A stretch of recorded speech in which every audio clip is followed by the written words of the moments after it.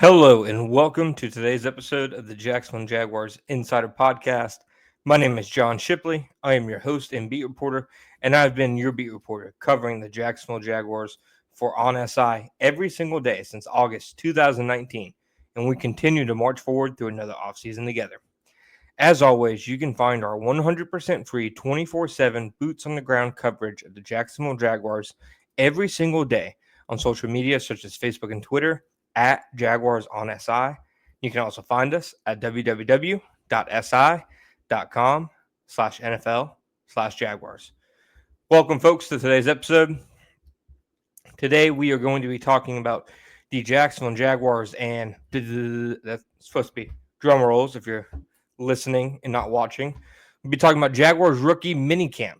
Jaguars rookie minicamp began on Friday. I know some season ticket holders, etc., some of you fans I've seen, on Twitter, asking me questions on Twitter, pointing some things out to me that they saw there. We're obviously there for the first day of rookie minicamp. Day 2, which will be the first day that the local media gets to see the Jaguars rookies on the practice field, kicks off today. And here is what I'm going to be looking for. Obviously, it has to start and end with Travis Hunter. He is the biggest attraction to the Jacksonville Jaguars in my entire 6+ years covering them. In my bones, I believe that. I was here covering the team in there every single day when they got Trevor Lawrence.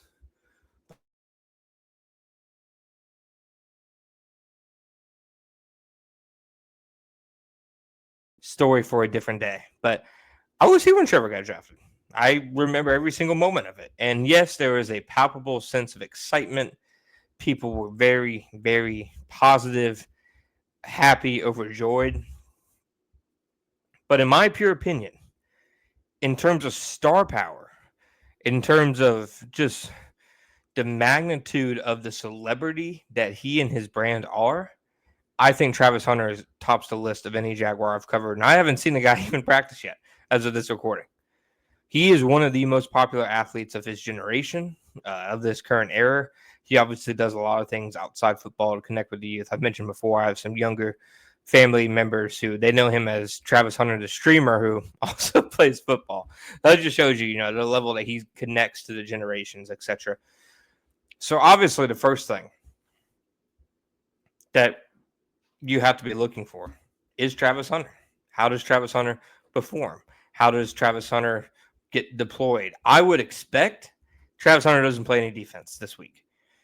I think it was Mike Silver went on Action News Jack's the Brent and Austin show with Brent Martineau, Austin Lane, two great guys. And I believe he said that the Jaguars plan is like a 3-for-1 plan, that he'll have 3 practices on offense and then 1 practice on defense. Obviously, he'll be one of those guys who there's a couple of them, the quarterbacks and a couple of skill guys every year who just don't do special team stuff in practice, like ever. Brian Thomas Jr., one of those guys last year.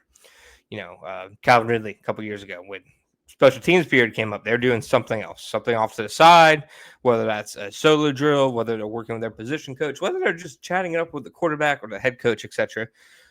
That's what you can probably expect to see from Travis Hunter. So I would expect he'll be at offense for the vast majority, if not all, of rookie minicamp. And I'm just interested to see the athlete. My first time seeing him in person. The movement skills, the ball skills, just his, like I've said before, his stop and go to me, his change of direction, his acceleration, deceleration, all very special. He moves to me like prime Odell Beckham, just an absolutely exceptional athlete. And I'm very interested to see, that in person. I remember in 2022, my biggest takeaway from rookie minicamp was, holy crap, Trayvon Walker is an absolute alien. He is physically not of this realm. It's hard to believe him and I are the same species just because he, just looked the entire part as an athlete, as a pro football player, looked the part as, in his movement skills. And that's what I'm looking to see from Travis Hunter. To me, before the pads come on, that's the biggest thing that you're looking for when evaluating these kind of practices. Rookie minicamp, a lot of time, it's one-on-ones, not even one-on-ones. It's, individual drills, offense maybe on air, maybe some 7-on-7. But, I believe on their roster for rookie minicamp just have the 3 offensive linemen on it. So it's not as if they're going out there and playing 11 on 11 like they would do in a training camp practice or anything like that. But the number one thing I'm always looking for in evaluating when I'm at these practices is just the movement skills and the pure athleticism. Trayvon had it. Brian Thomas Jr. obviously had it. And it's definitely stood out which guys have and which guys haven't. I remember going to the 2023 rookie minicamp and several of their draft picks that year, the late day 3 guys, seeing them in one practice, just their athleticism on the field and how they move compared to their peers and what I know what a good NFL athlete looks like because I've, had to be up there in person watching them for the last 6 years of my career, my life. And there were guys I was like, after one day, like, okay, yeah, no, it's just not gonna work. And pretty much in every one of those cases, it hasn't worked. I don't remember one where it hasn't, frankly. So I'm interested in seeing the athleticism. I'm also interested in seeing the veteran guys that are out there. There's only 2. Sean Bowman, the tight end, undrafted free agent. He had a lot of fans in the building last year. They really liked his work ethic. They really like how he just goes about his business. He's a willing blocker. He made some nice catches throughout training camp last year. He's somebody who was really well liked inside the building from the last staff, the last regime. I can absolutely say that.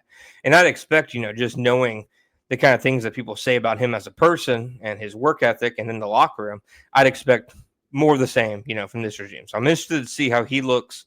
And also Joshua Cephas. Joshua, I did a story on him, last year around this time.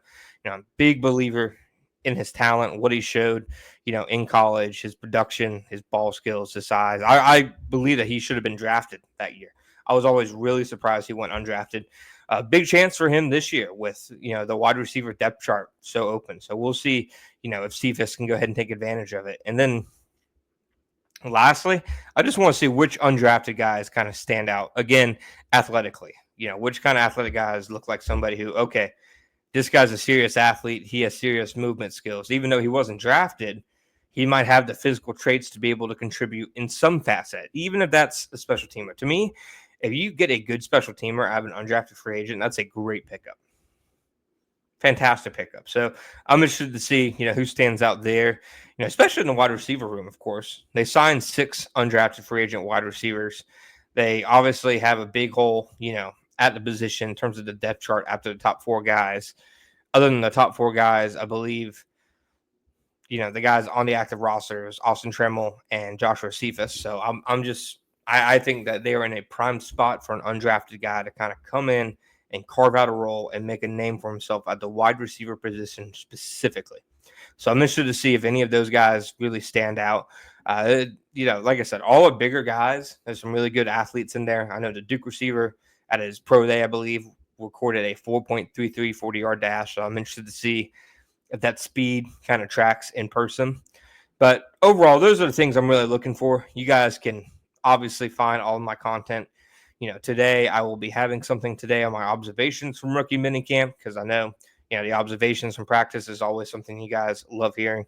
But please make sure you follow along with us as we get into the off-season practice schedule, starting with rookie minicamp today. Thank you guys for listening. As always, please make sure that you download, subscribe, review, whatever you need to do. The Jacksonville Jaguars Insider Podcast on Spotify, Apple, all other podcast platforms. You can also find us posting our daily videos at Sports Videos on SI. Thank you guys for listening. We'll be back next time.